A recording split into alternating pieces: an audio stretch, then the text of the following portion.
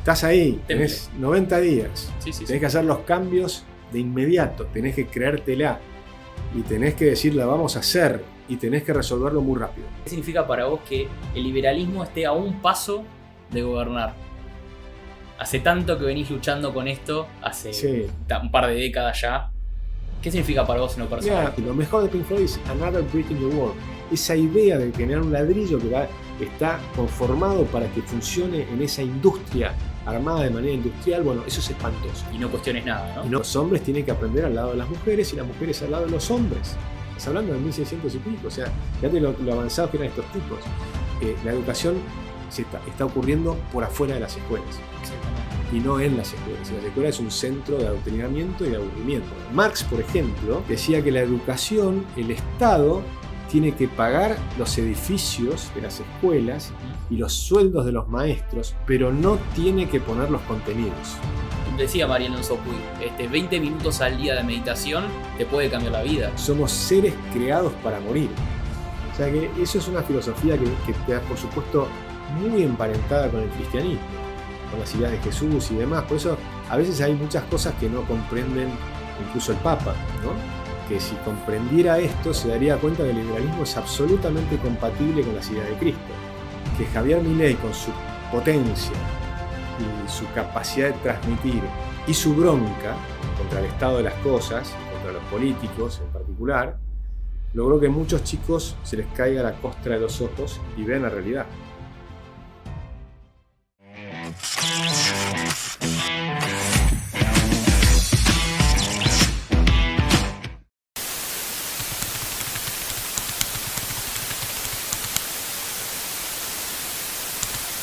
Bueno, buenas tardes, soy Agustín Echevarne, este es el episodio 19 de Verdades Incómodas y aquí estamos empezando. Muy bienvenidos a este nuevo episodio de Verdades Incómodas pero Necesarias.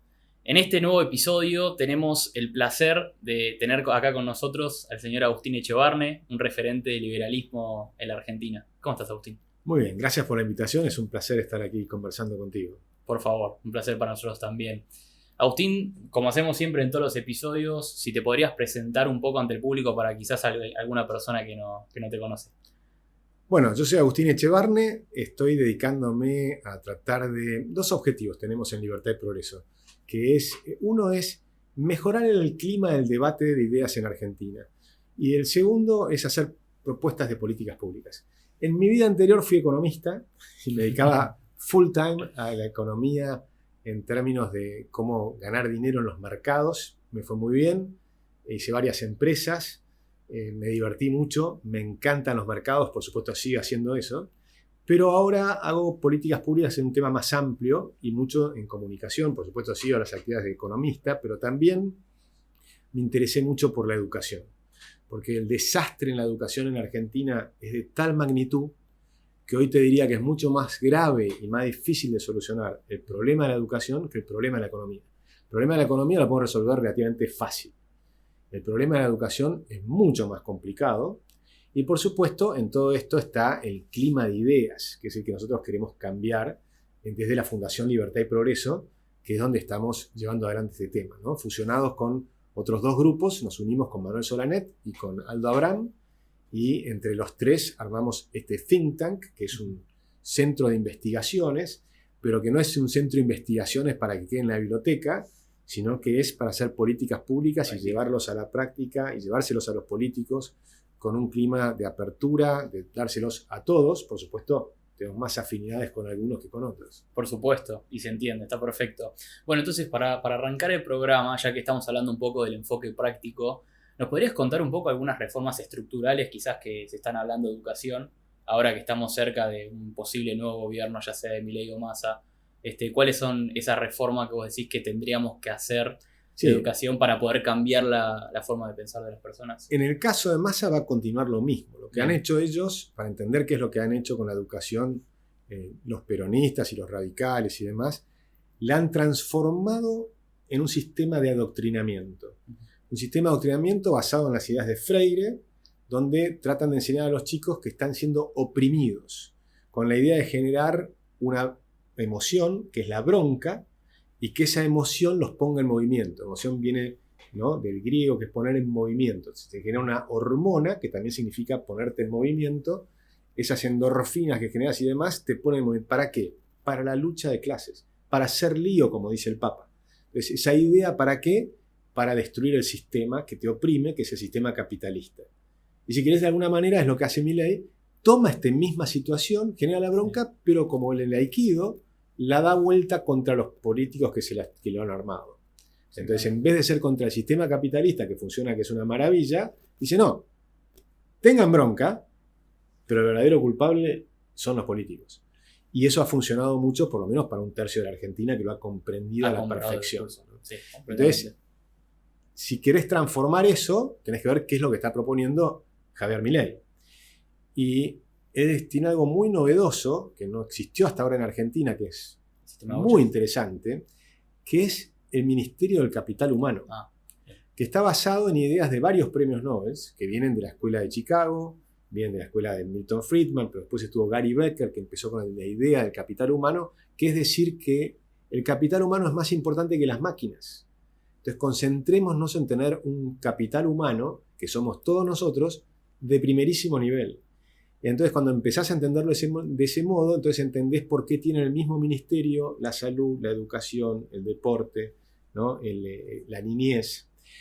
Y si lees a esos premios Nobel, como Heckman, como Gary Becker, está una argentina que es Carola Pesino, que ha escrito papers importantes sobre esta materia, cambian toda la forma de utilizar el presupuesto del Estado, enfocándote en cómo mejoramos el capital humano. Es fascinante. En un enfoque integrador, ¿no? Multidisciplinario. En un enfoque integral, pero sobre todo concentrado en la niñez, en los primeros 5 años de vida. Claro. Entonces nos damos cuenta que los chicos a los 5 años tienen que tener un cerebro con enorme capacidad neuronal, de interconexiones neuronales.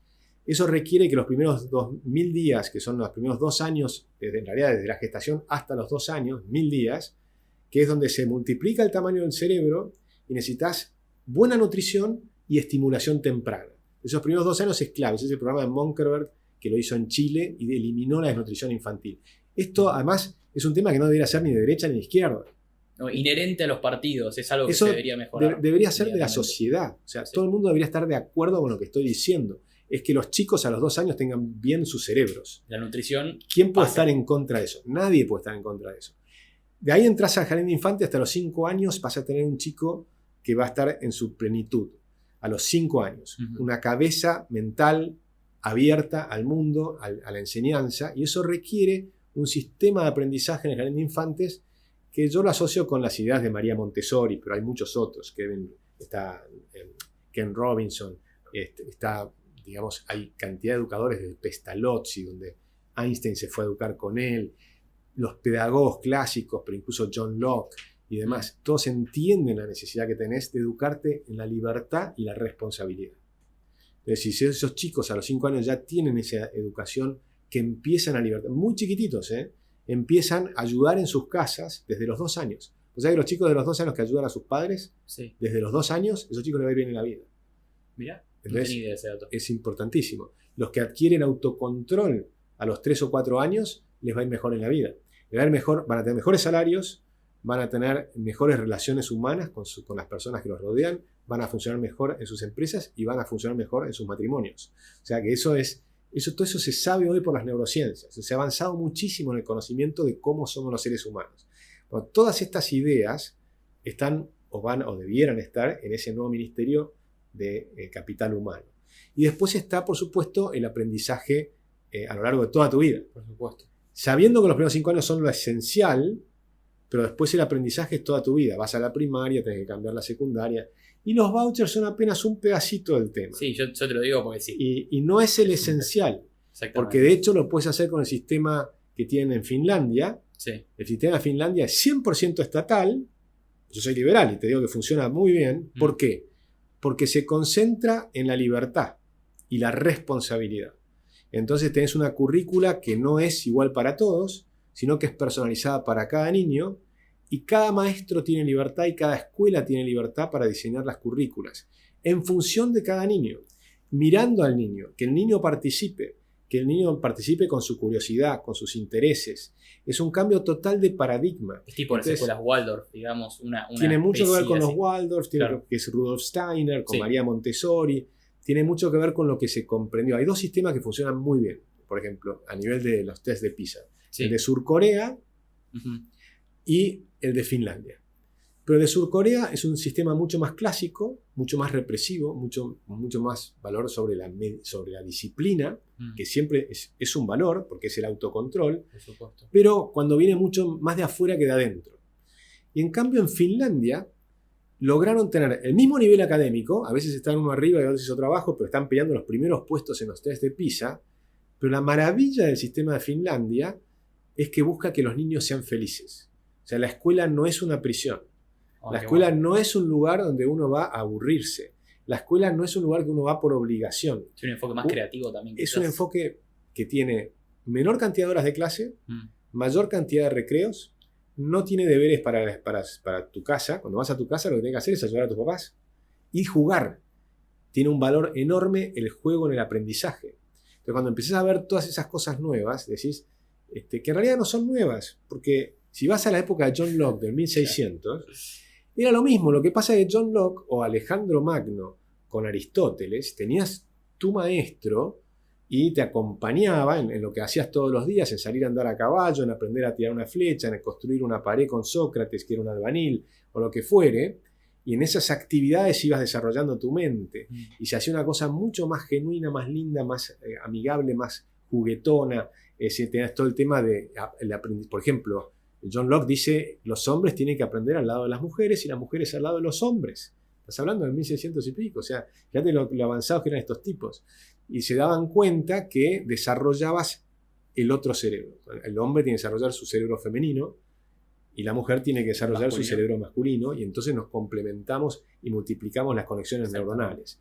Y por eso decía, las mujeres tienen que aprender a andar a caballo y los hombres tienen que aprender a bailar, ¿no? Entonces era un tema que era importante. Entonces, fíjate como que es una cosa mucho más amplia, mucho más linda y divertida, y no la escuela moderna donde se hizo un modelo de sistema industrializado. Hace 100 años ya que es la misma, ¿no? Hace 150 años que es la misma, con una currícula definida por el ministro o el consejo de genios o lo que fuera que te generan la currícula, que no tienen ni idea de lo que es el blockchain, por ejemplo, pero te generan la currícula, ¿no? Y te dicen qué es lo que tienen que hacer, cosas que no le interesan a los chicos, que no les sirven a los chicos se aburren, que aprenden mucho más con el celular, que en YouTube o en Instagram o lo que fuera. Puedes aprender a cocinar o puedes aprender programación o puedes aprender idiomas o lo que fuere.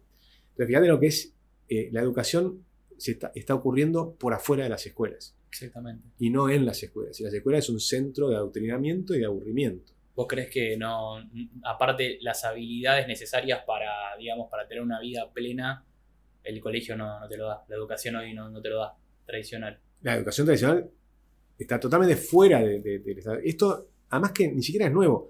Estas ideas del cambio de paradigma en la educación empezaron en 1970. A nosotros nos están llegando 50 y pico de años tarde. Empezó en Estados Unidos hace un montón de tiempo. Esto se sabe hace rato. Lo que pasó en estos últimos 20 años es que todo lo que se intuía se comprobó con las neurociencias. Entonces, las cosas que, por ejemplo, la educación clásica decían sit straight, la educación victoriana. Hoy se sabe que el sit straight, sentate bien, te implica empezar a adquirir el autocontrol y te genera nuevas conexiones neuronales y te genera un cerebro que funciona mejor. Entonces hay tantas cosas que se saben.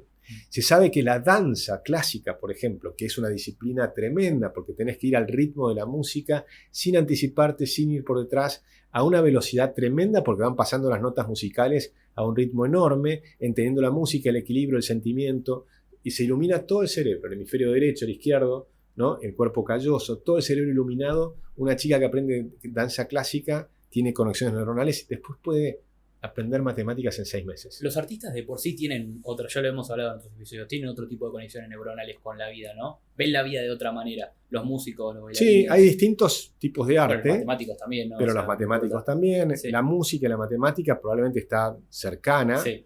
Después le tenés que poner otras cosas, la emoción y demás. Hay un programa muy lindo de Isaac Stern, que era un gran violinista, que va a China, y creo que se llama Mao Mozart, si no me equivoco.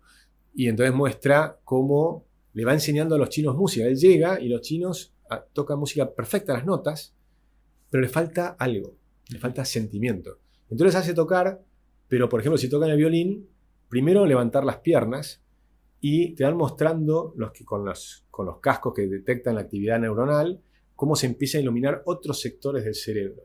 Y hasta el final de la película te empiezan a mostrar, mira, cuando el chiquito termina tocando muy bien, es cuando a todo eso le agrega el sentimiento. Dice, pará, lo que vos estás tocando es un tipo que se emborrachó y sale mareado y se agarra con los faroles. Sí. Y entonces toca las mismas notas y sale una música maravillosamente distinta. Entonces, esas sutilezas son las que tal vez le va a costar más tiempo a las computadoras para imitar. Y el avance de la inteligencia artificial hoy en día, yo te he escuchado hablar de la inteligencia artificial en base a, bueno, lo que piensa mucha gente que va a generar más desempleo, ¿no? En el futuro. ¿Qué pensás? ¿Cómo nos puede acompañar en la educación? Bueno, es un cambio tremendo que hay que hacer en la educación, Sí. y la inteligencia artificial tiene un montón de aspectos que están ligados a la educación.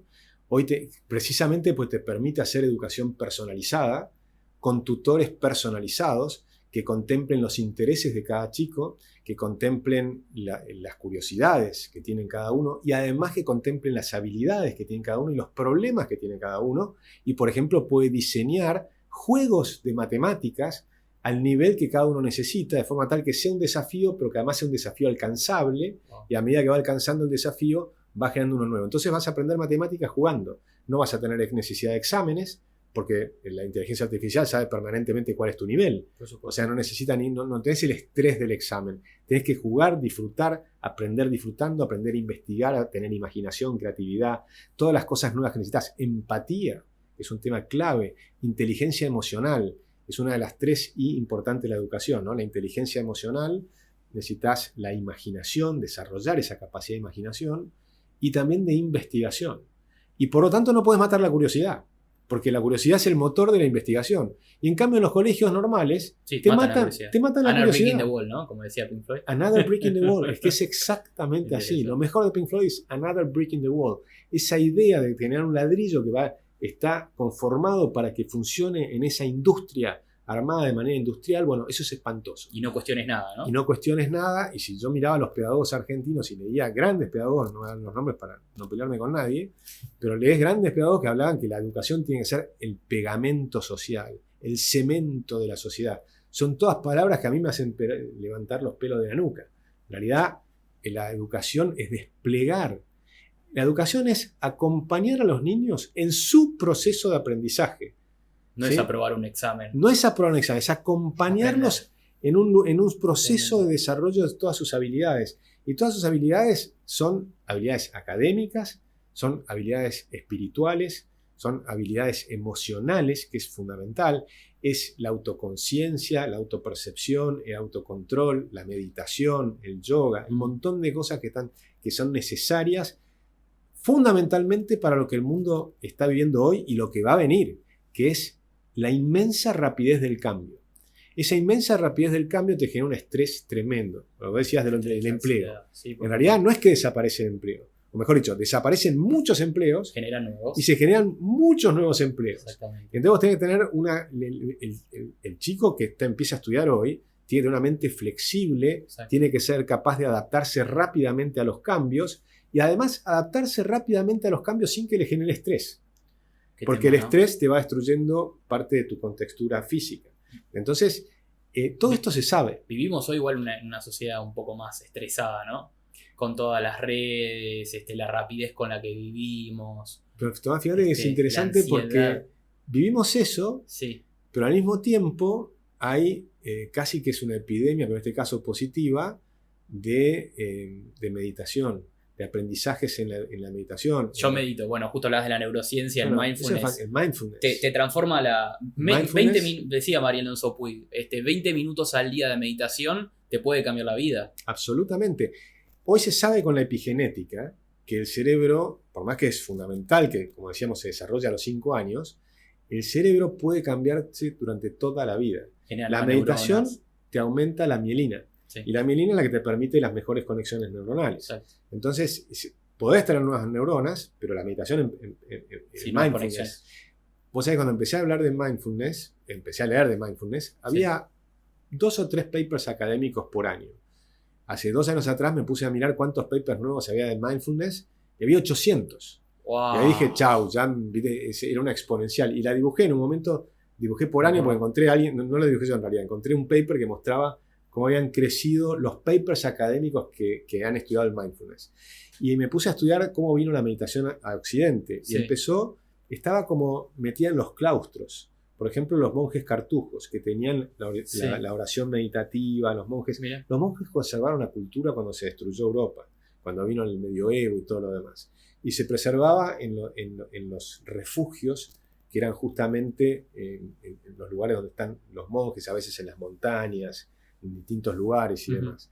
Y los cartujos en particular tenían eso. Pero ahora voló, explotó.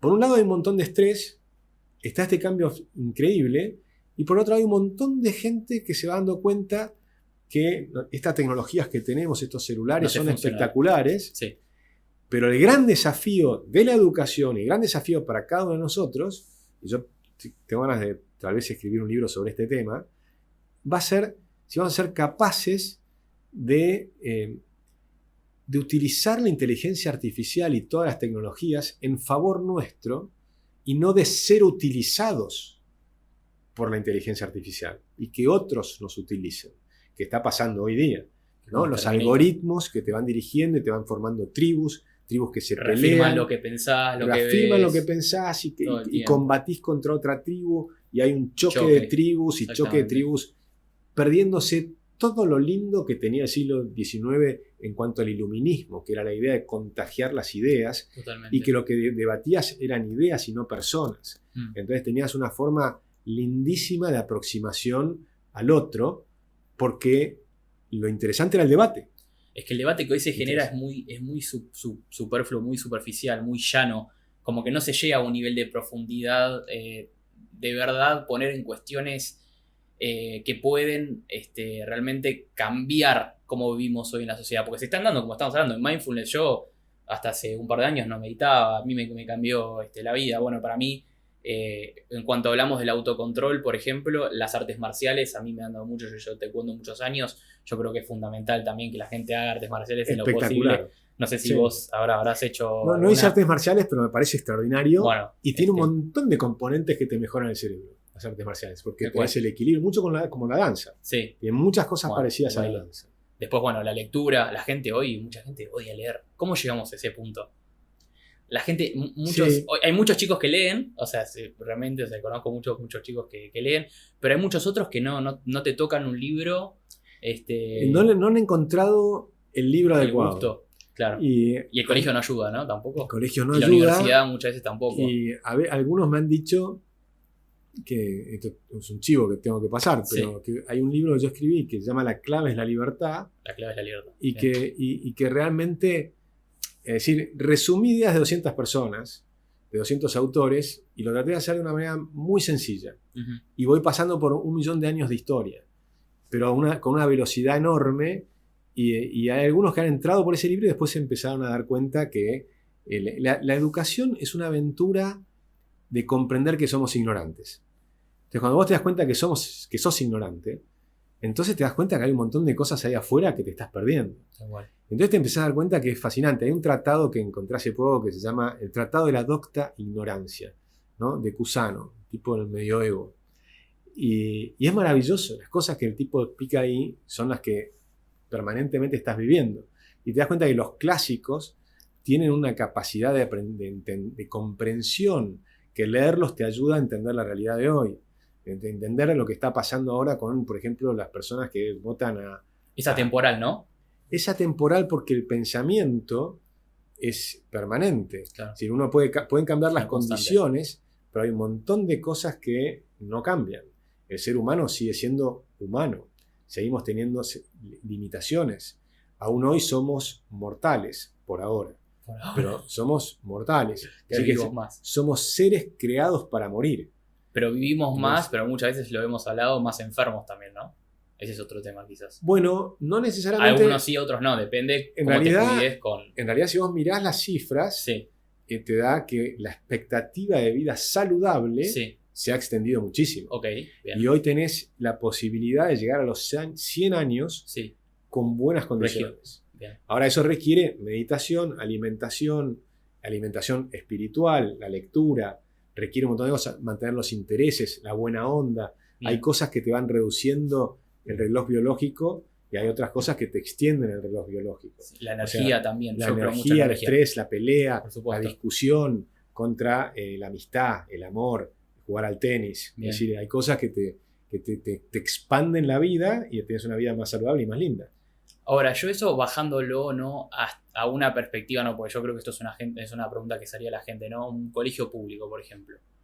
¿Cómo hacemos para bajar este nuevo tipo de educación, ¿sí? En una escuela estatal, en donde obviamente se podrían hacer estos talleres también de meditación, de mindfulness y otras tantas cosas que nos podrían servir? ¿Cómo te imaginás vos ese sistema, digamos? Como con la Argentina que tenemos hoy, ¿no? Totalmente. Empezando de cero. Hoy tenés más de 1 millón de maestros. Bien, No sé cuántos están frente al aula, porque Bien. la proporción es, por ejemplo, si comparás con Australia, tenemos 3 veces más maestros que Australia y el resultado es mucho peor, lo cual es rarísimo. Hay algo que no está funcionando bien, esto está clarísimo. Pero al mismo tiempo, los maestros van a ser nuestros aliados. Son nuestros aliados en la educación necesariamente.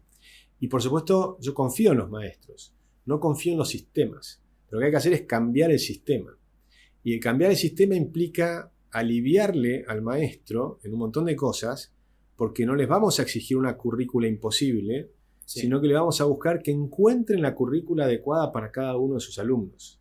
Entonces lo vas a estar comparando contra lo que hizo antes, pero les vas a estar dando libertad también al maestro. Entonces el maestro tiene que tener libertad, cambia el rol del maestro, porque con las tecnologías nuevas, con el acceso a la inteligencia artificial, con los tutores artificiales, con la cantidad de empresas que están naciendo que te generan cantidad de programas para estudiar que son espectaculares, con muchísimo de esto que está gratis, casi todo está gratis en Internet.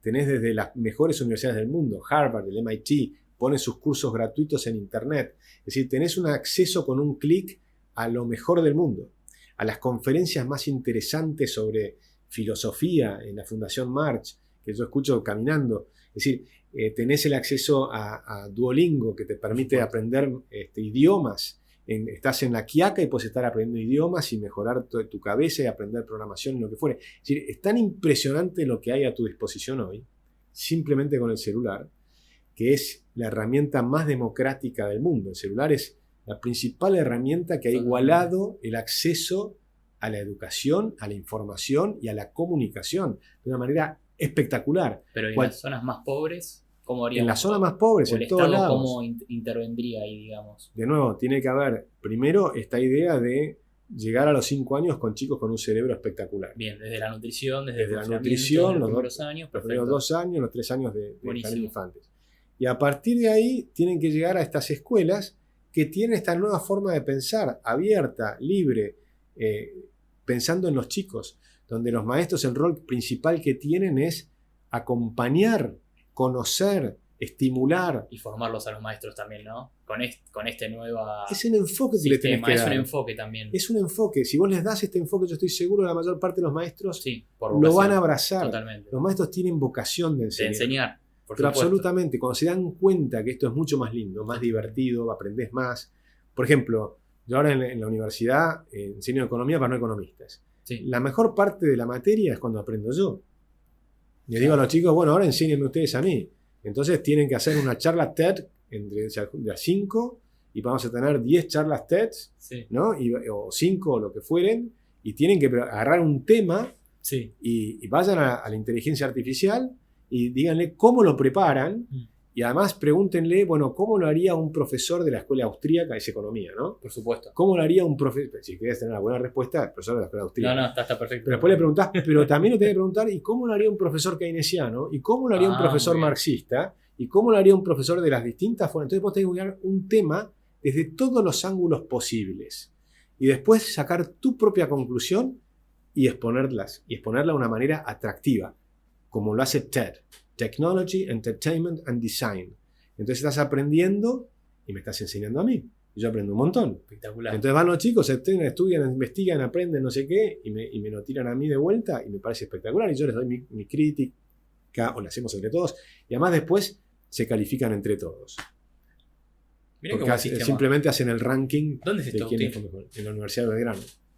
Qué bueno. Muy bueno, bueno. Lo va a tener en cuenta, creo, mucha gente que no va a estar viendo. Sí. Agustín, para vos, ¿el liberalismo es una filosofía de vida? ¿Lo ves de esa manera? Sí. Todos los digamos, el liberalismo es una filosofía. Grandes filósofos como Adam Smith, que era un filósofo, un profesor de ética, y es una filosofía de vida personal y también es una filosofía para interactuar con los demás. Uh-huh. O sea que sí, totalmente. Son principios básicos que se pueden resumir en respetar al otro. El respeto restricto al proyecto de vida del prójimo. Exactamente, el respeto irrestricto al proyecto de vida del prójimo, como dice Alberto Venegas Lynch, sí. Que se resume en la idea de que vos no podés iniciar la violencia sobre el otro. O sea que eso es una filosofía que te da, por supuesto, muy emparentada con el cristianismo, con las ideas de Jesús y demás. Por eso a veces hay muchas cosas que no comprenden incluso el Papa, ¿no? Que si comprendiera esto, claro, se daría cuenta que el liberalismo es absolutamente compatible con las ideas de Cristo. Y también es compatible con las ideas del judaísmo y también de Mahoma era un soldado y ahí tenés algunas cosas un poco más complicadas. Pero en términos generales, las grandes religiones tienen estos principios y yo creo que son parte. Ahora hay una moda que viene desde la época de Ayn Rand y qué sé yo, decir que las religiones son nefastas y míticas y qué sé cuánto. Yo no creo en eso, yo creo en una cosa más componedora, ¿no? De tratar de entender que podés tomar cosas de muchos lugares diferentes. Hasta de Marx tengo cosas para tomar. Marx, por ejemplo, sí, decía que la educación decía lo mismo que Milton Friedman. Decía que la educación, el Estado, tiene que pagar los edificios de las escuelas y los sueldos de los maestros, pero no tiene que poner los contenidos. Totalmente. Bueno, sí, porque si no doctrinas. Entonces fíjate cómo se juntan los dos mundos. Hasta, ¿no? El propio Marx puedes tomarlo algunas cosas que son positivas de él. Es decir, puedes tomar las cosas que te sirven de distintos lugares. Yo tomo cosas de Epicteto, si querés, de Marco Aurelio, que eran los estoicos, pero también de los epicúreos, ¿no? Que eran los hedonistas. Sí. ¿No? Eso gracias a mi mujer, que me hizo ver que hay otra parte de la vida que hay que mirarla también. Y que es muy importante. Entonces el estoico es el que me hace estar acá tal vez y pensar en la política y demás y qué sé yo. Pero el hedonista es el que me dice, pero pará, tenés que cuidar tu propio ser y ellos sabían que los hedonistas creían que no había un cosmos espectacular y que yo, sino que tenías esto, el tiempo que tenés hoy y una de las cosas lindas que tenés para llevar la vida adelante es la amistad. Y eso en Argentina es espectacular. Y los que se van de la Argentina pierden mucho de eso. Sí, yo lo he hablado con mucha gente. Sí. Entonces ahí tenés, cuando vos mirás cómo vivir mejor, cómo ser más feliz, que finalmente de eso se trata. ¿Cómo hacemos para ser más felices? Bueno, los estoicos tienen muchos principios muy lindos para la felicidad, pero les falta algo extraordinario. Le falta la idea de la amistad, le falta la idea del otro. La idea de que la conversación, esto que estamos teniendo acá, yo estoy disfrutando este momento. Yo también, por supuesto. Me divierte conversar de estos temas. Me encanta que haya alguien atrás de la cámara que tal vez le podemos generar una apertura a algo diferente y que le den ganas de leer un libro. Esa es la idea, por favor. Y que le den ganas de agarrar, de mirar un canal de YouTube y ver. Hay tantas cosas lindas. Miren la Fundación March. Tiene una cantidad de tipos increíbles que te regalan su tiempo con un clic gratis. O sea, es impresionante. La suerte que tiene la gente que nació hoy, este acceso al conocimiento, la posibilidad. Un libro es la posibilidad de abrir un libro y estás charlando con Platón. No, es increíble. ¿Entendés? A miles de años de distancia. Yo lo tomo igual. Cada vez que leo, siempre que leo a los autores, es como estar hablando con el autor. Es impresionante. A mí uno de los programas lindos que me gustaba cuando era chico en televisión era uno que se llamaba The Meeting of Minds. Okay. Y era teatro inglés. Sí. Y era el encuentro de las mentes. Y entonces sentaban en una mesa, en la misma mesa, actores, una disfrazada de Cleopatra, otro de Thomas Paine, otro de Sócrates, ¿no? Y otro un revolucionario americano, y se ponían a conversar. Wow. Y era Está en YouTube, lo pueden encontrar. Lo podemos buscar. Fascinante, fascinante. Y Cleopatra, que está, por supuesto, en contra de la democracia, que le parece una estupidez, y el otro que es el demócrata, que no sé qué, que está Tocqueville, la democracia en América, no sé. Y se juntan en la mesa y se empezaban a debatir. Y eso a mí me divertía como un enano. Es Ahora, como cuando te dicen, si elegirías a 5 personas de la historia para que se sienten en la mesa a hablar con vos, ¿a quiénes elegirías, no? Tal Es cual. una cosa así. Sí, bueno, y ese programa me encantó. O sea, Cleopatra, Thomas Paine, lo tenés a Diderot, por ejemplo. ¿Sí? Juntás 5 tipos así, te pones a conversar. Bueno, eso lo hacía este tipo que me pareció un genio. Bueno, hoy puedes hacer cosas parecidas con la inteligencia artificial. Vos podés crear un personaje que sea Javier Milei. Claro. Yo hice un prompt, se lo mandé a Javier, pero no le gustó, me parece. No le gustó. Pero, no sé. Pero son las líneas para hacer que vos conversás con una persona que es un símil de Javier Milei. Te le pongo, bueno, un tipo que estudió, enseñó 20 años de teoría monetaria 1 y 2, que le encantó toda la escuela de, primero los neoclásicos, pero después se entusiasmó con la escuela, digamos, de Milton Friedman, la escuela de Chicago, y después la del Public Choice, y después se enamoró de la escuela austríaca. Él enseñó a Keynes y terminó con Rothbard. Sí, por supuesto, conoció a Keynes y demás, pero llegó a Rothbard, a Venegas Lynch, a todos los de la escuela austríaca y demás, y un apasionado de estas cosas, un temperamento, y donde vivís los temperamentos es el típico temperamento colérico, por oposición al flemático o al sanguíneo, es decir, y armás una persona y te pones a dialogar con él. Es fascinante y funciona bastante bien si haces bien los prompts. Y después podés decir, bueno, y me hago un profesor keynesiano y los hago discutir. Y que empiecen a debatir, ¿viste? Si empezar a decir, bueno, ¿cómo era el debate entre...? Bueno, eso en realidad, más lindo todavía, es leer los debates entre Hayek y Keynes. Buenísimo. Y nosotros hacemos unas cosas que hacemos con profesores, se llama Liberty Fund. Nos juntamos 16 profesores, leemos papers académicos y los debatimos. Y una vez hicimos Hayek y Mises. Perdón, Hayek y Keynes. Y como eran amigos, se escribían cartas, y están todas las cartas que se escribían entre ellos, y están los que escribían los journals que publicaba Keynes. Keynes no sabía de economía. Hayek lo corregía constantemente, ¿no? Es que lo que pasa es que Hayek era el académico de economía, el que sabía de economía. Y Keynes era un tipo brillante, con muchos intereses diversos, de Bloomsbury Group, eran tipos muy divertidos y demás, era el que conocía la sociedad, lo introducía a Hayek en la sociedad y demás, pero no sabía mucho de economía. Había estudiado con Marshall algunos cursos y demás. Y entonces Hayek, como era amigo, en privado le escribía y le decía, pero ¿qué quisiste decir cuando hablabas acá de tasa de interés? Porque acá, 7 párrafos más abajo, hablaba de tasa de interés y está diciendo, ¿qué es para vos la tasa de interés? Los bancos se lo tomaron a pecho, ¿no? Y entonces y Keynes le responde, yo ya no pienso más eso, ahora estoy con este otro tema. Bueno. Entonces nunca le termina de responder, porque sabe que en el fondo el que sabe es Hayek. Cuando vos lees las dos partes, te das cuenta que eso es así. Pero además aprendés muchísimo en ese debate, con las preguntas que le va haciendo Hayek. Lo que pasa es que después se murió Keynes. ¿Por qué el mundo se volvió, bueno, el mundo no, pero digo, el keynesianismo se volvió un modelo a seguir? ¿Qué pasó ahí? Porque el keynesianismo le das toda la justificación a los políticos para que gasten. Para que gasten. Y para que gasten, no solo para que gasten. Para que emitan. Pero no solo para que gasten, para que despilfarren. O sea, le das la autoridad moral y científica para despilfarrar, diciendo que si despilfarrás, le haces bien a la humanidad. Los políticos están fascinados. Claro. Entonces los políticos y los economistas keynesianos, culo y calzón. O sea, se llevan fenómeno. Y eso es lo que enseñan hoy en Argentina. Eso es lo que enseñan en todo el mundo. En todo el mundo. Digo, la nueva teoría monetaria, que hoy se está hablando en los bancos centrales y demás, esa teoría monetaria, Alberti hace 150 años la defenestró. No sé por qué dicen que es nueva. Y si mirás los autores ingleses de la política monetaria de Inglaterra, que no conocía Keynes y que Hayek se las mostraba, porque Keynes no conocía, por supuesto, todo lo que estaba escrito en alemán. Entonces no estaba traducido gran parte de la escuela de Viena, de la escuela austríaca. Pero tampoco conocía lo que estaba escrito en inglés. Entonces, y Hayek conocía todo. Porque era un académico, un tipo mucho más que yo no conozco todo, pero Hayek sí, era un académico, un tipo, un erudito. tipo increíble. Y el diálogo era buenísimo porque eran amigos.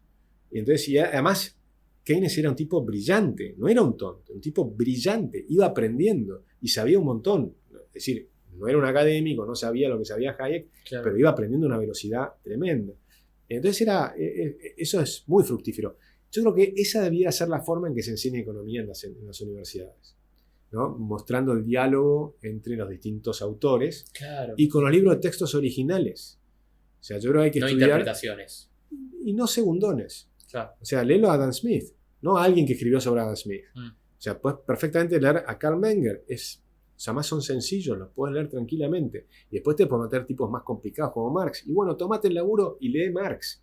Es un tipo más complejo, más difícil de terminar de entender. Está bueno tener un profesor que en algunos casos te lo acomode. Sí. Pero Mises, agarrate las 1000 páginas de Mises y léetelas. Y agarrate las 1000 páginas de Rothbard. Y vas a ir aprendiendo un montón. Los libros de texto, sí, o los modelos matemáticos que ahora se enseñan en muchas universidades, en la ITERA y demás, sí, se enseñan como modelitos matemáticos. Eso para mí es de segundo nivel. Se ha perdido el pensamiento profundo, ¿no? Bien. Entonces yo creo que podés llegar a eso, pero si previamente entendés a los autores fundamentales. Bien. Wow. Sí, a mí la verdad que sí, lo que decís no me ha pasado así. En economía seguro que no, en la universidad no recuerdo. Sí, en el colegio, en historia y en política tuve algunos profesores que la verdad trataban de mostrarnos varios autores, no solamente una línea, más allá de lo que el colegio pedía o ponía en contenido, nos daban autores aparte y yo creo que eso está buenísimo. También hay que incentivar a los profesores a que hagan eso. En la medida de lo posible, ¿no? Estaría bueno. Bueno, viste, universidades universitas. Sí. Es decir, son todas las verdades. Claro. En una universidad debían estar todas las verdades. Como la Universidad Estatal en Argentina se puso tan keynesiana y de izquierda, entonces las universidades privadas empezaron a sacar, en algunos casos, como la UCEMA, lo contrario, ¿no? La mayoría siempre son socialdemócratas. Es difícil tener una universidad que tenga todo. Pero muchas tienen, algunos, incluso la UBA, tiene sectores de economía austríaca y profesores. Sí, por supuesto. Y permite debates. Y yo creo que sí, que está buenísimo incentivar eso, ¿no? A mí me encanta hacer debates con los que piensan distinto. Por supuesto, ahí es donde aprendes, ¿no? Se supone que un debate es escuchar al otro, yo aprendí que te escucha a vos y tratar de llegar a un punto medio, ¿no? De común acuerdo, y si no, bueno, en todo caso, reafirmar. Incluso me divierte cuando hacemos una charla como esta, pero a veces un debate o lo que fuere, los comentarios que por ahí pone la gente abajo, algunos son interesantes y te sacan algo, pero dijo tal cosa y está mal. Y cuando vos mirás algo y decís, che, para eso que dije, la verdad que está mal. A ver, repensémoslo. Reconocer. Yo sé, pero por lo menos ante vos mismo, ¿no? Si querés reconocerlo afuera, lo que quieras, pero en el fondo es ante vos mismo, ver, pará, y vas mejorando. Y vas entendiendo más. Y el tipo te dice, pero bueno, nunca leíste a Marx. Entonces decís, pará, me tengo que leer todo lo que no leí. Hoy leí tal vez más a Marx que muchos marxistas. Por ejemplo, esta cita que te cité hace un ratito, que es de Marx. Muchos marxistas me dicen, eso no es de Marx. Bueno, veo que te interesa mucho aprender y con eso crecer, progresar. No sos político, ¿no, Agustín? Pero es que es muy divertido. No sos político. Pero para mí lo divertido es... Está buenísimo, no, yo estoy completamente de acuerdo. La política también, yo creo que es necesaria. Sí. Lo que pasa es que la política tiene una parte que es muy fea, que es el poder. El poder corrompe, ¿no? O en todo caso, exacerba o potencia lo que sos verdaderamente, creo yo. No, el poder corrompe hasta el mejor pintado. Eso es lo que hay que entender. Y el poder absoluto corrompe absolutamente. ¿No? Y el antídoto contra la corrupción es la lectura de los filósofos. O sea, es la filosofía. Tierra, ¿no? Y la meditación. La meditación, el yoga, el deporte y la filosofía, creo yo. Entonces a mí me parece que eso, pero hay pocos que tienen esa. Marco Aurelio lo tenía. Era el emperador. Fíjate los estoicos. Tenías a Epicteto, que Epicteto significa el vendido, ¿no? El que fue vendido. Ni siquiera conocemos su nombre. Nunca escribió, nunca le interesó ni siquiera mostrar lo que sabía. Por suerte hubo un alumno que se escribió todo y conocemos todo. Y eso es todo lo que sabemos de él y qué sé yo. Y Marco Aurelio tampoco escribió para los demás, escribió para él. Lo conocemos como unas meditaciones, pero en realidad era para mí mismo, creo que era el título original que él tenía. O sea, eran notas que él tomaba para él mismo, que por suerte las conocemos hoy. Sí. Pero él sí era un poderoso, era el emperador, y luchaba en las guerras y demás. Pero se refugiaba en la filosofía para encontrar, y se daba cuenta que tenía esa tensión con la corrupción del poder, que es inevitable. Uno que la toca maravilloso es Tolkien, en El Señor de los Anillos, ¿no? Sí. Esa idea de tenés que ir a destruir el anillo, pero si te lo pones estás frito. El anillo es el poder. Los liberales queremos ir a destruir el poder, ¿no? Javier, Milei. Sí, por supuesto. Él dice, a romper todo. Yo quiero ser presidente, ¿para Sí. qué? Para devolverle el poder a la gente, sacar el poder del Estado y que la gente sea libre. Pero en el medio te tenés que poner el poder. Te pones el anillo. Si te pones el anillo, te corrompes. Entonces la tensión que tenés es esa. El liberal lo sabe, ¿no? Y la gente que te rodea también, ¿no? Uno y la gente que te rodea, bueno, en Tolkien es buenísimo, porque el personaje más lindo que tiene es Sam, que es el amigo. Sí. Es el que le dice, flaco, te estás corrompiendo. Para mí es el personaje. Es el personaje, es divino. Sam es el tipo que decís, es un divino. Eso le falta muchas veces a los políticos, ¿no? El tipo que está al lado y le dice, pará, yo te conozco de que era así, o sea, baja un cambio. Un amigo de verdad sería, ¿no? Un amigo el amigo es el que te acomoda. Que te acomoda, te dice la verdad incómoda pero necesaria que tenés que escuchar. Y te baja a tierra, ¿viste? Te dice, ojo que te estás yendo. Si te están marcando los rasgos en la cara de una persona que no querés ser, ¿viste? Bien. Y para vos, Agustín, ¿qué significa, ¿no? Hablando esto de Javier, ¿no? El momento que estamos viviendo crítico en Argentina, a nada del balotaje, ¿no? Entre Milei y Massa. ¿Qué significa para vos después de todo este tiempo, ¿no? Desde que tuvimos, que se creó básicamente la República Argentina hasta hoy, este momento crítico para el liberalismo, ¿no? ¿Qué significa para vos que el liberalismo esté a un paso de gobernar? Hace tanto que venís luchando con esto, hace un par de décadas ya. ¿Qué significa para vos en lo personal? Mira, yo creo que hay cosas muy lindas y también hay aspectos que son una lástima. La parte más linda, te diría, es que Javier Milei, con su potencia y su capacidad de transmitir y su bronca contra el estado de las cosas y contra los políticos en particular, logró que muchos chicos se les caiga la costra de los ojos y vean la realidad.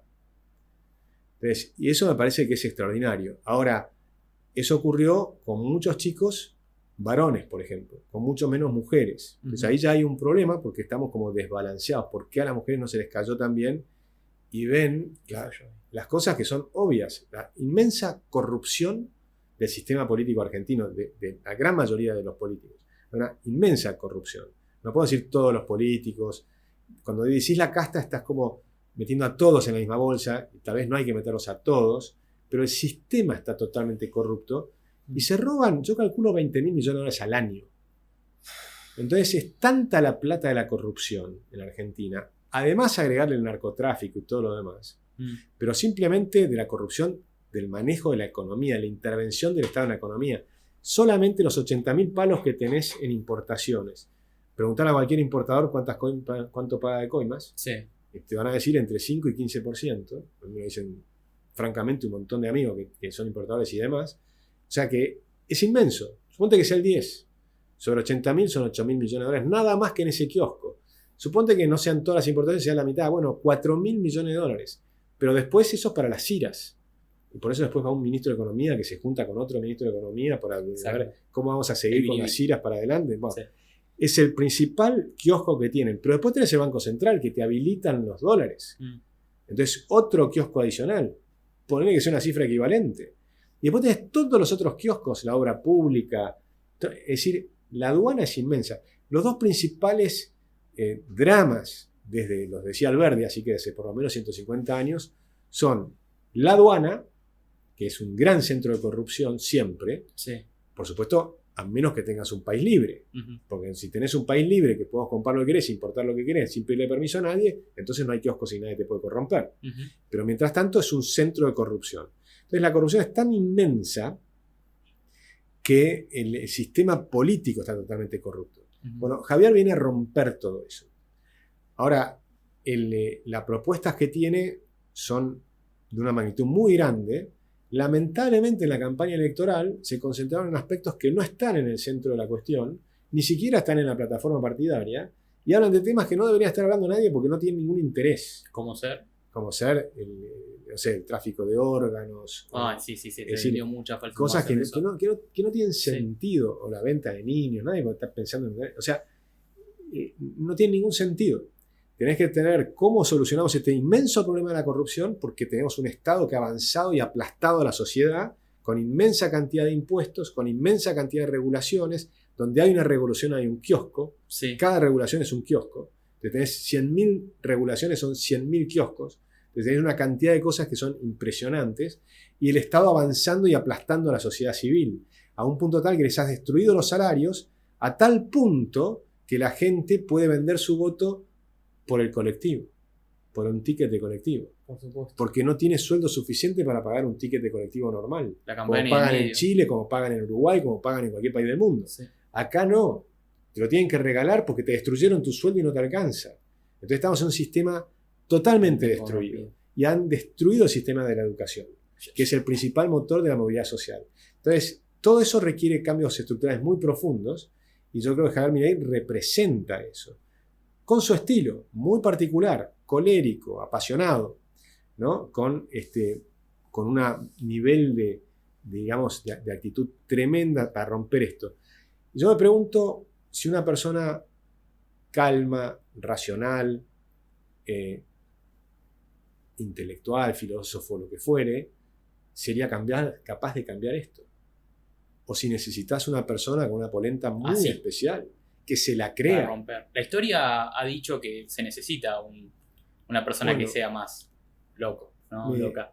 Mi suegro, que fue un gran intelectual, decía, el problema de los intelectuales es que tenemos más dudas que certezas. Necesitas tomar más. Entonces, el temple de la cuando decisión. Estás ahí, ¿No? Estás ahí, tenés 90 días, tenés que hacer los cambios de inmediato, tenés que creértela y tenés que decir, la vamos a hacer y verlo y te están dejando una herencia terriblemente complicada, muy complicada, y tenés que resolverlo muy rápido. Y eso requiere tomar decisiones. Y tomar decisiones, la primera decisión es aceptar, por ejemplo, un cargo público. Aceptar un cargo público y decís, wow, estos tipos han creado una maraña de regulaciones, un Estado imposible de dominar. Dicen, vení, che, vos ponete arriba a esta bestia. ¿Quién se anima?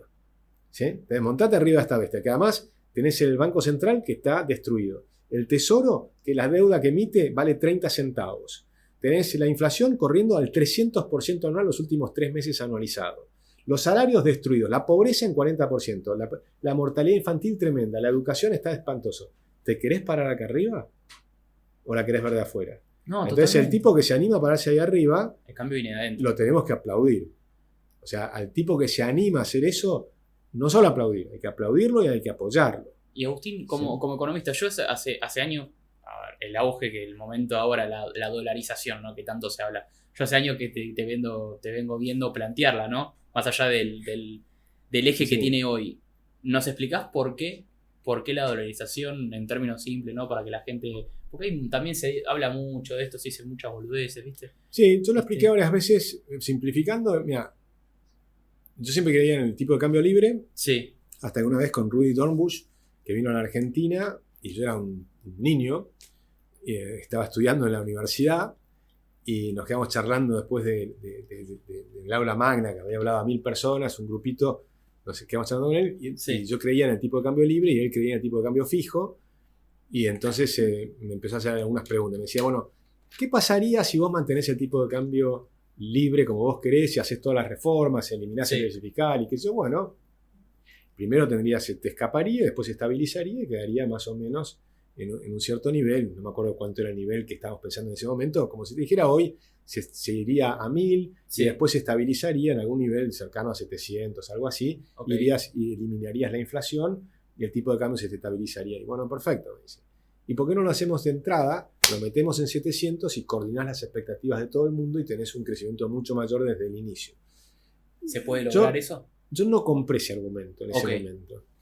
Pero años después vi la convertibilidad después de la hiperinflación y la convertibilidad fue eso. Con Cavallo. Con Cavallo, Menem. extraordinario. Sí. Bajamos la pobreza a la mitad en 24 meses y de 2.400% de inflación a cero. Funciona. ¿Qué perdés? Algunos grados de movilidad contra shocks externos, es verdad, pero de la forma que manejan los políticos argentinos, la política monetaria, es mucho peor, porque amplifican los shocks externos, no es que los reducen, los amplifican.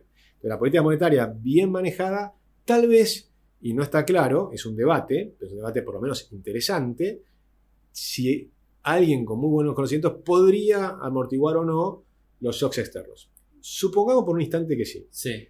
Los argentinos jamás lo hemos hecho. O sea, ni los políticos ni los economistas. Entonces, a mí no me la vendan porque no tengo por qué creer que en los próximos 50 años va a venir alguien que sea capaz de hacerlo. Claro. Entonces, ahí la convertibilidad me gusta. Ahora, ¿cuál es el problema de la convertibilidad? Que el dólar, la economía, no tenemos un área monetaria óptima porque somos países muy distintos con Estados Unidos. Entonces, cuando Estados Unidos sube la tasa de interés, se caen los precios de los commodities, que son nuestras exportaciones. Exacto.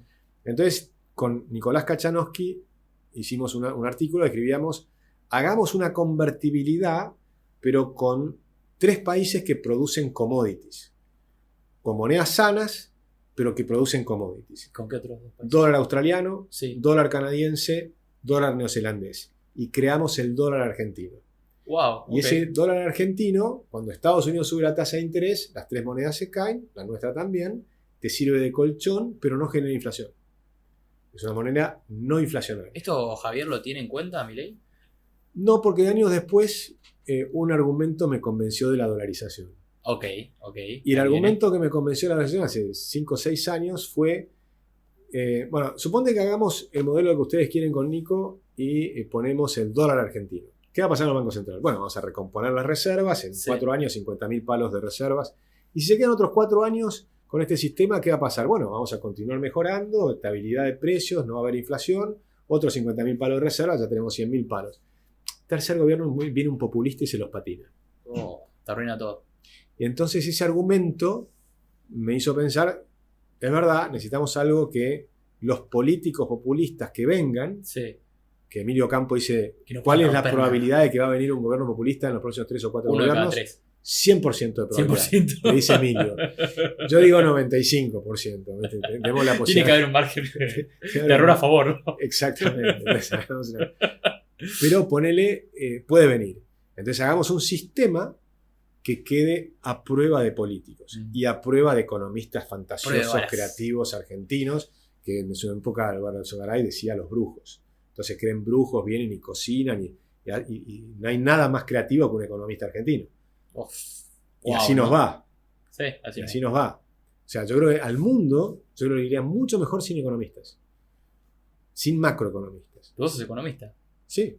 Pero yo creo que sin gente que crea en la macroeconomía. Ok. Porque que crea que puede manipular la macroeconomía Sí. y hacer algo que sea beneficioso.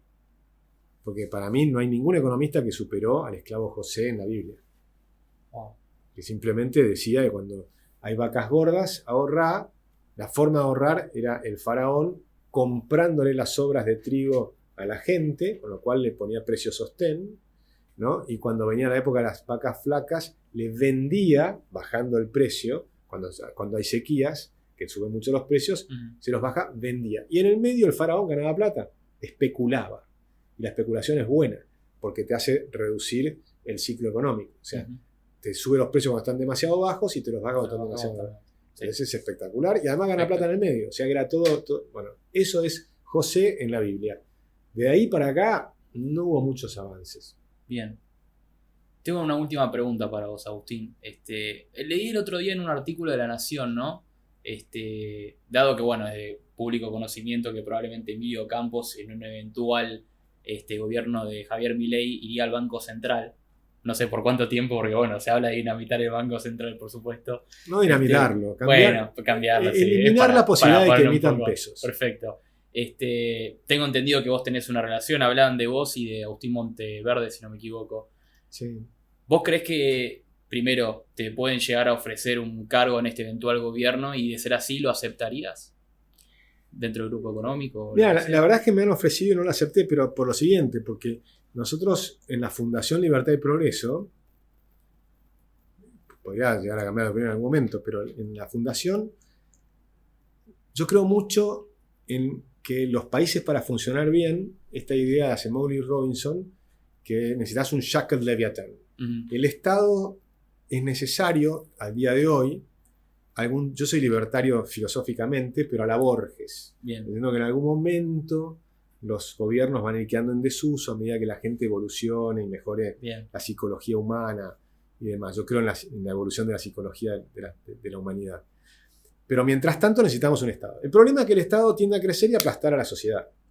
Entonces, para poder tener algo equilibrado, necesitas una sociedad civil fuerte que controle al Estado y que permita, por ejemplo, que se cumpla la Constitución, que la justicia sea independiente, que haya cheques y pesos y contrapesos, que si se van de mambo salgas a la calle, ¿no? Si te imponen demasiados impuestos, que vengan los del campo y digan basta, no aceptamos más, es decir, sociedad civil, que si la educación anda mal, que la gente se acerque a las escuelas y diga basta de este sistema controlado por los sindicatos que han destruido la educación, vamos a que los padres se vuelvan a involucrar con la educación, la sociedad civil fuerte.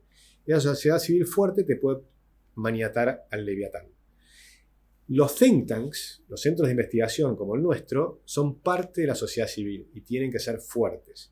Y el nuestro todavía no es suficientemente fuerte. Tenemos que todavía multiplicar el tamaño que tenemos y además que se haga independiente de los que los iniciamos. De Manuel Soranet, Aldo Abraham y yo. Eso requiere un tiempo más y requiere ir preparando gente que nos pueda suceder el día que nosotros vamos a jugar más al tenis y dedicarnos más a la filosofía y a otras cosas y aprender, porque me falta muchísimo para aprender y me divierte, y idiomas y guitarra y piano y cantidad de cosas que me divierten, y bueno, entonces eso es necesario. Y además no sé si soy la mejor persona para algún puesto que estaban pensando. ¿Por qué creerías que no? Mucha gente creería que sí, por eso te pregunto. No lo sé. Yo estoy buscando gente que sean mejores, ¿viste? Sí, que hayan tenido por ahí experiencia o que tengan el manejo de la cosa pública.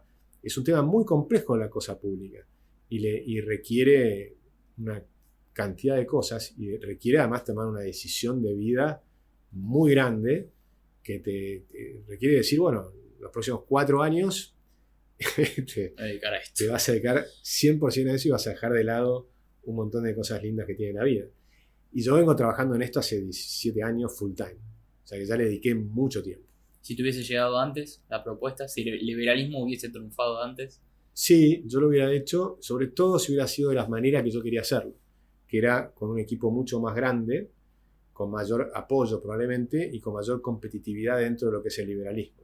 O sea, yo no logré hacer, y yo fracasé 5 veces, y lo digo públicamente, en tratar de armar 5 partidos políticos que no funcionaron bien. Y el resultado que tenemos es el actual. Un gran candidato sin partido. El partido es un desastre. El candidato es extraordinario, el partido es un desastre. Entonces, eso es lamentable. El mismo candidato con un gran partido, como a mí yo imaginaba y podríamos haber hecho, sería una cosa completamente distinta. Los equipos técnicos veníamos trabajando de hace 10 o 15 años, como venimos haciéndolo en Libertad y Progreso, pero a nivel de todo el partido hubiera sido una cosa mucho más interesante. Ahora se va a hacer más a la Argentina, a los ponchazos. ¿Estamos a tiempo? Claro, porque siempre estás a tiempo. Cuando lo hizo Menem, lo hizo a los ponchazos. Y al principio le salió muy mal. Y tardó en terminar de armar un equipo que funcionó mejor con Cavallo. Pero mientras tanto tuviste 2 años que volvimos a una segunda hiperinflación, tuvimos un montón de problemas, tuvimos el plan Bonex, tuvimos un montón de cosas que yo no estoy de acuerdo y demás, hasta que con Cavallo y la convertibilidad, y Horacio Liendo, y Carlos Bastos, y las privatizaciones, armaron un esquema que su primer gobierno de Menem, que fue extraordinariamente positivo. Y el segundo gobierno ya fue malo de nuevo.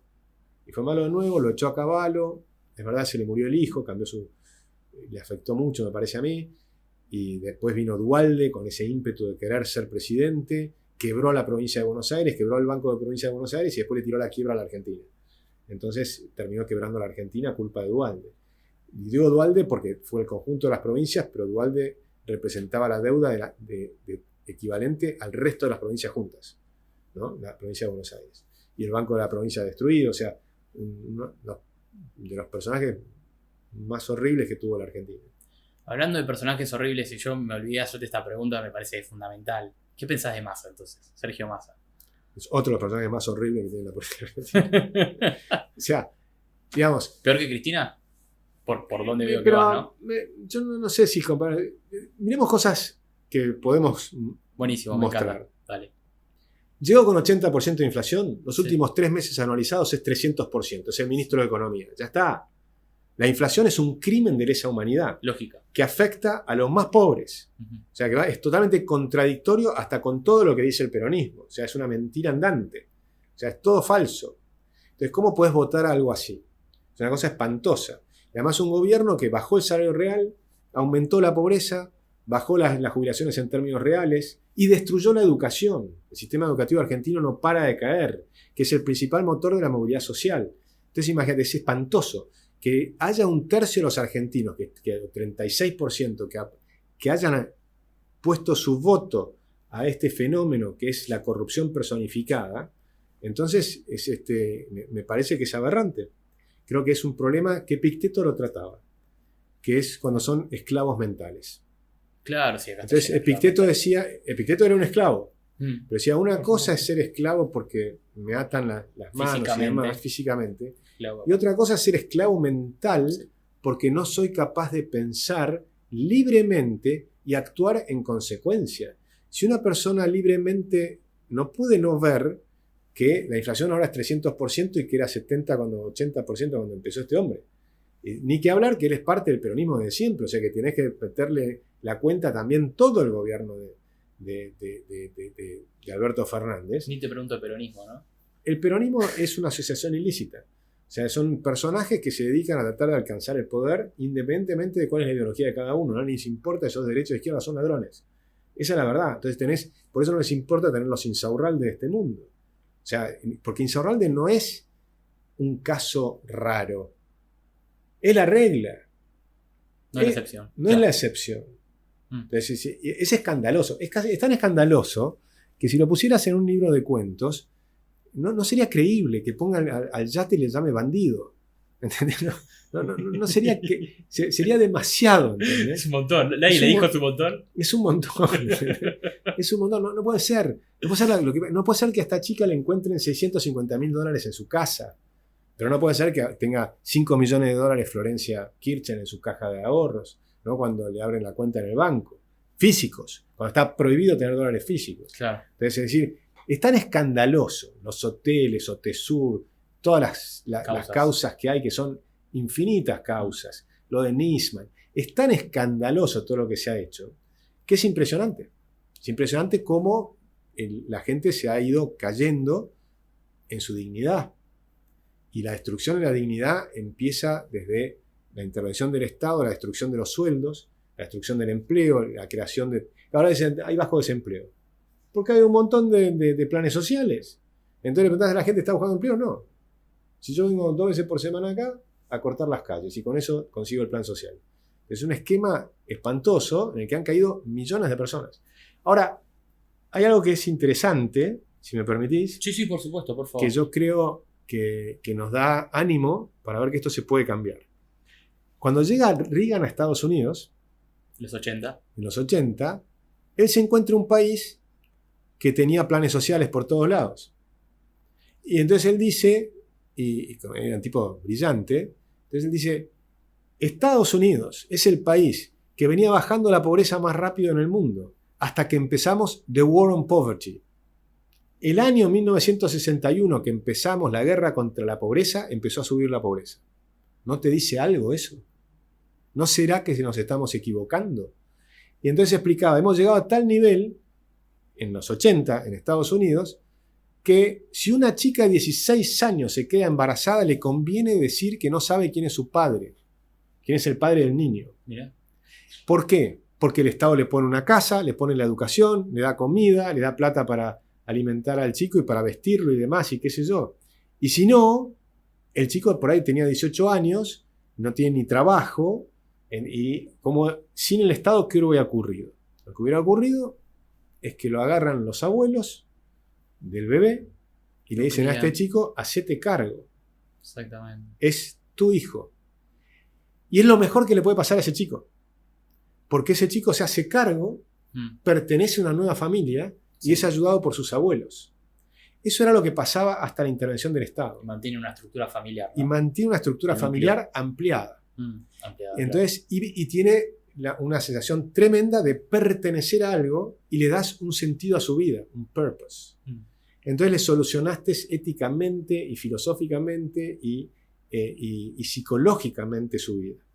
Ahora lo desprecias. Sí. La intervención del Estado protege a la madre, le regala todo y al padre lo saca del medio. Lo expulsa.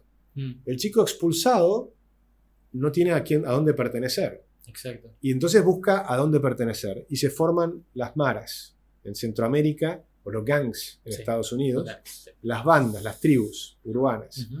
Y aparece la drogadicción, aparece el alcoholismo, aparece la violencia, aparecen todos los males. Y esto está perfectamente documentado. Ya lo decía Reagan, y pueden leer a Thomas Sowell, que lo tiene ampliamente documentado. Él es de origen negro, conoce muy bien todo ese sector afroamericano, se dice ahora, ¿no? Conoce perfectamente lo que fue el welfare state para la destrucción de un sistema que venía mejorando de una manera espectacular en Estados Unidos. Eso lo muestra con mucha intensidad. Lo analizan los suecos también. Se sabe mucho sobre este tema. ¿Se hizo a propósito eso? No creo. Bueno, desinformación quizás. Es interesante porque hay un discurso, así como este discurso de Reagan era interesante, hay un discurso de Roosevelt, que es muy interesante cuando empezó el welfare state en la crisis del 30. En el discurso presidencial dijo, ojo, porque esto que estamos haciendo lo tenemos que sacar porque si no vamos a destruir el sistema económico de Estados Unidos y vamos a destruir a la gente y vamos a destruir la ética del trabajo. Lo dijo con todas las letras Roosevelt. Lo que pasa es que después cuando vino Kennedy y demás y que se empezó a aflojar todo de nuevo, cuando llegó Reagan en los 80 estaba desquiciado el sistema. Pero Reagan lo empezó a mejorar. Make America Great Again, el verdadero, el primero. El primero. Sí, pero mejor. Mejor. Y además lo hizo después continuó Bush padre, que fue mucho mejor que Bush hijo. Sí, por favor. Y después vino Clinton y continuó este sistema. Tan es así que hay un discurso de Clinton del 2007 donde él saca como su cocarda que él eliminó los planes sociales y había bajado 12 millones de planes sociales y que la gente había vuelto a trabajar. O sea que el objetivo de Reagan lo terminó de hacer Clinton. E incluso Clinton bajó fuertemente la deuda a un punto tal que al final del mandato de Clinton hay un discurso de que era el presidente de la Reserva Federal, Greenspan, que decía, tenemos un problema porque se nos va a acabar la deuda y ahora ¿cómo vamos a medir el riesgo país?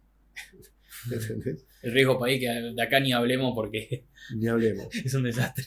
Pero bueno, Agustín, sabes que yo cerramos siempre el programa, el episodio, con una pregunta que quizás te hubiese gustado que yo te haya hecho que no te hice, o un mensaje al final ante el público. Si querés dar un mensaje, puedes mirar ante la cámara y un mensaje para cerrar. Dale, me encanta. Lo que vos quieras. Yo me gustaría dar dos mensajes. Uno, si pueden ser dos. Sí, por favor, lo que vos quieras. Uno es actual, de corto plazo. Salgan y conquisten a la gente para que voten a Milei. Pero no porque les guste o no les guste Milei, sino porque del otro lado hay una mafia enquistada en el poder desde hace un montón de años que está destruyendo la Argentina y se ve muy claramente en la inflación, en los salarios decadentes, ridículamente bajos que tienen los argentinos y en la destrucción del sistema educativo. O sea que ese es un primer mensaje.